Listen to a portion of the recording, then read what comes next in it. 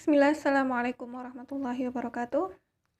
Alhamdulillahi hamdan katsiran thayyiban mubarakan fi kama yuhibbu rabbuna wa yardah. Asyhadu an la ilaha illallah wa asyhadu anna Muhammadan abduhu wa rasuluh la nabiyya ba'da amma ba'du. Kaifa halukunna? Kaifa halukunna ya akhwat? Semoga antuna selalu dalam perlindungan Allah dimanapun antuna berada, dan antuna dimudahkan untuk memahami pelajaran kita yang akan ana berikan pada saat ini. Lanjut ke pembelajaran kita di buku SKI, yaitu Sejarah Kebudayaan Islam kelas 7 di bab ketiga, yaitu tentang renovasi Ka'bah. Renovasi Ka'bah yaitu pembangunan ulang Ka'bah. Nah, renovasi Ka'bah adalah salah satu peristiwa penting yang terjadi sebelum Nabi SAW diutus menjadi Rasul. Sebelum Nabi Muhammad diutus menjadi Rasul oleh Allah Ta'ala. Dan yang mana telah antuna pelajari sebelumnya, selain renovasi Ka'bah, banyak peristiwa penting yang terjadi dalam hidupnya Rasulullah SAW sebelum beliau diutus menjadi Rasul, seperti menikah dengan Khadijah, serta memiliki anak-anak dari Khadijah, terus berdagang, terus juga mengembala kambing. Dada beliau juga pernah dibelah atas perintah Allah yang dilakukan oleh malaikat Jibril. Dan juga jauh sebelumnya, bahkan ketika beliau akan lahir, juga ada peristiwa yaitu penyerbuan Mekah oleh Abraha yang ingin menghancurkan Ka'bah dan lain-lainnya. Nah, sekarang kita masuk ke pembahasan bab 3, yaitu tentang renovasi Ka'bah.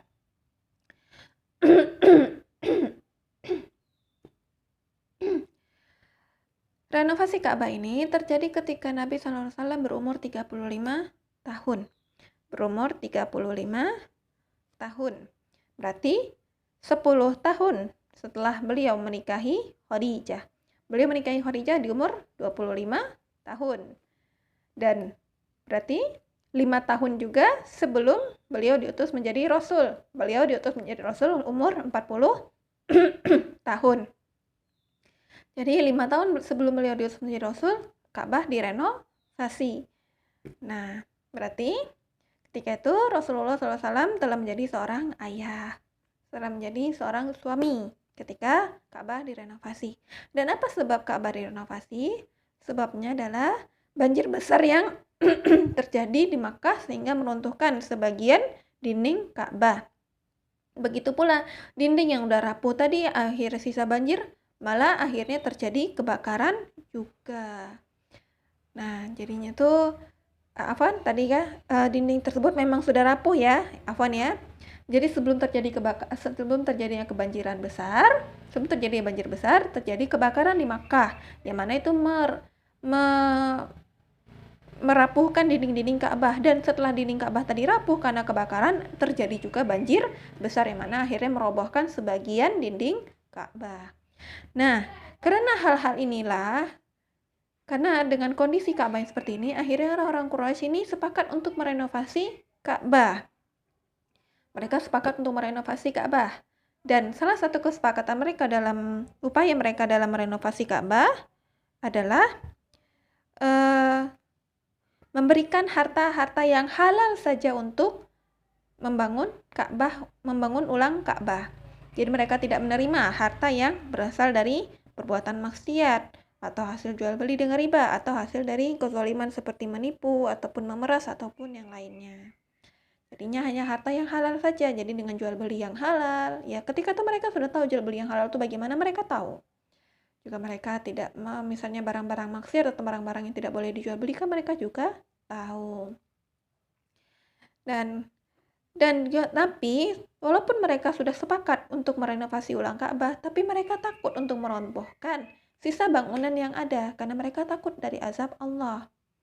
Mereka takut akan azab Allah. Jadi walaupun mereka adalah orang-orang musyrik, namun mereka masih meyakini Allah, sebagaimana yang sudah antuna tahu ya dari pelajaran akidah orang-orang Quraisy, orang-orang musyrik ini mereka mempercayai rububiyah Allah, tapi mereka tidak memberikan uluhiyah kepada Allah, yaitu rububiyah. Mereka tahu Allah menciptakan, Allah mematikan, Allah memberikan azab, memberikan rezeki yang lainnya, tapi mereka tidak memberikan uluhiyah, yaitu tidak memberikan peribadatan khusus hanya untuk Allah saja, tapi mereka malah beribadah kepada selain Allah juga, beribadah pada Allah tapi memberikan tandingan ibadah untuk kepada selain Allah, beribadah kepada berhala ataupun percaya kepada yang lain-lainnya.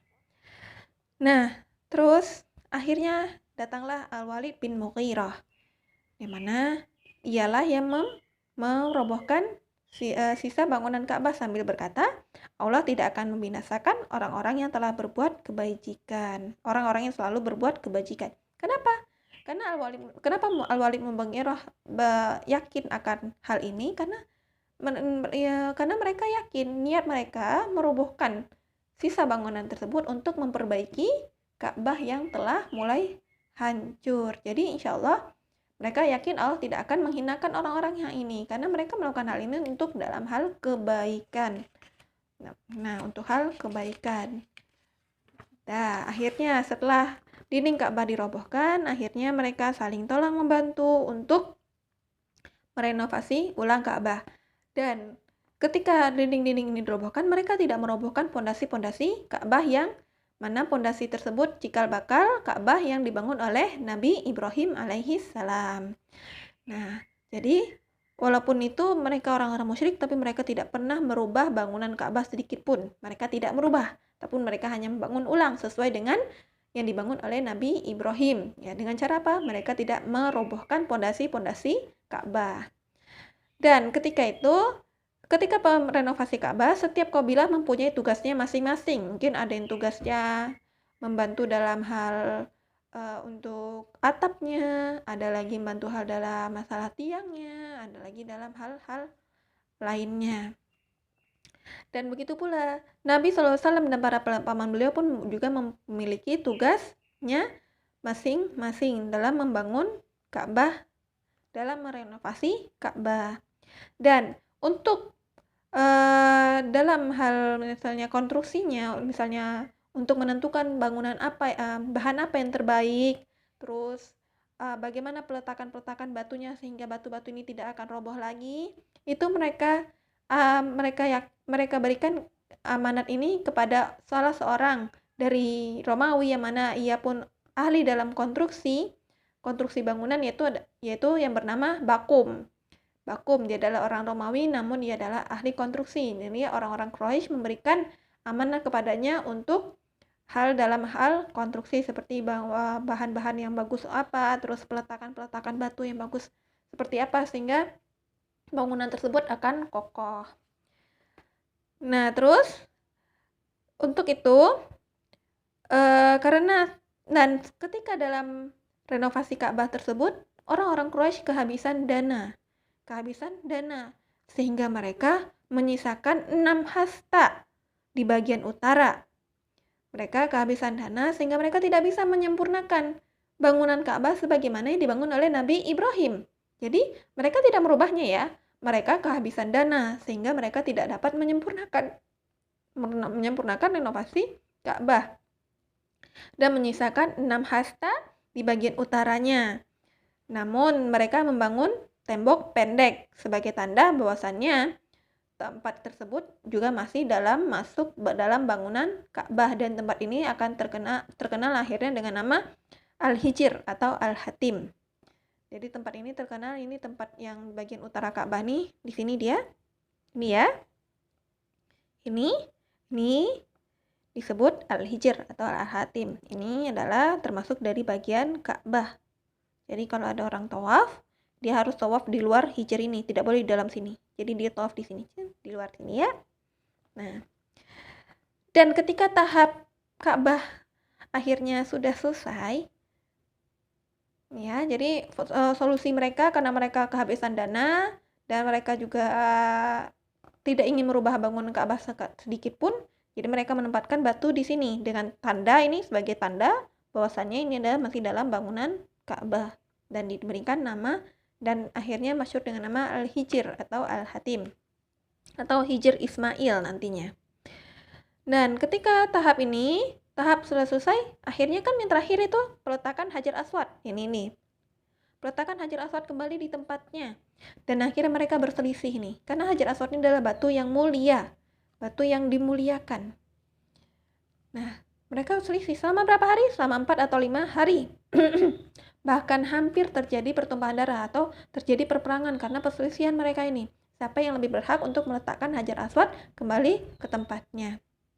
Nah, lalu akhirnya Abu Umayyah bin Al-Makhzumi dari Bani Makhzum, dari suku Makhzum, akhirnya mempunyai pendapat yang baik.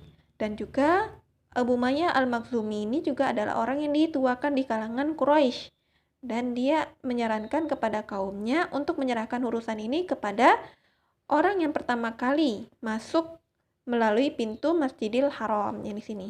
Pintu Masjidil Haram, di kan ada Masjidil Haram, pintunya di luar bangunan Ka'bah ya, Masjidil Haram. Di sini ada wilayah-wilayahnya. Yang pertama kali memasuki Masjidil Haram, maka ialah yang berhak untuk meletakkan Hajar Aswad kembali ke tempatnya. Dan setelah mereka sepakat dengan hal ini, tidak lama kemudian, atau dikatakan dalam sejarah buku sejarah Islam atau Sirah Nabawiyah yang lainnya, ketika waktu subuh nih, awal subuh, yang pertama kali memasuki Masjidil Haram ternyata adalah Nabi Muhammad SAW. Jadi di sini kita bisa mencontoh ya, Nabi Muhammad adalah orang juga yang bersegera untuk datang ke masjid ketika sudah waktu ditentukan untuk datang. Jadi misalnya ditentukan untuk beribadah, waktu untuk beribadah, Nabi Muhammad SAW yang pertama kali datang. Dan ketika mereka melihat Nabi Muhammad, akhirnya mereka setuju. Akhirnya mereka ketika itu setuju dan mereka berteriak sambil berkata, inilah Al-Amin, orang yang bisa dipercayai, kita ridho kepadanya, dan inilah Muhammad. Inilah Muhammad. Ya, Muhammad artinya adalah orang yang terpuji. Inilah Muhammad.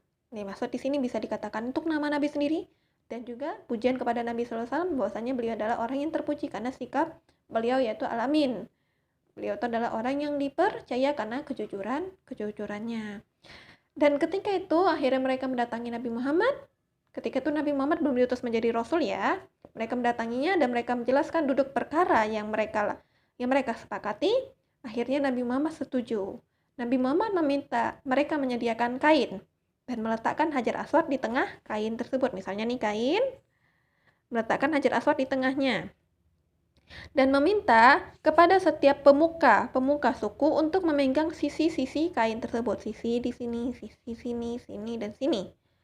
Akhirnya para pemuka setiap suku memegang setiap sisi kain yang ada dan mereka serempak mengangkat Hajar Aswad hingga sampai ke tempatnya. Dan di sanalah Nabi Muhammad mengangkat Hajar Aswad tersebut dan meletakkannya kembali. Nah, dengan penyelesaian ini akhirnya semua orang Quraisy yang ada di Makkah ridho dengan apa yang dilakukan oleh Rasulullah SAW. Berarti bukan Rasulullah SAW sendiri yang membawa Hajar itu dari tempatnya sampai meletakkan ke tempatnya semula, tapi memberikan juga kesempatan yang lainnya untuk membawa Hajar Aswad kembali ke tempatnya dengan cara seperti tadi kain, dengan cara dipegang setiap sisinya.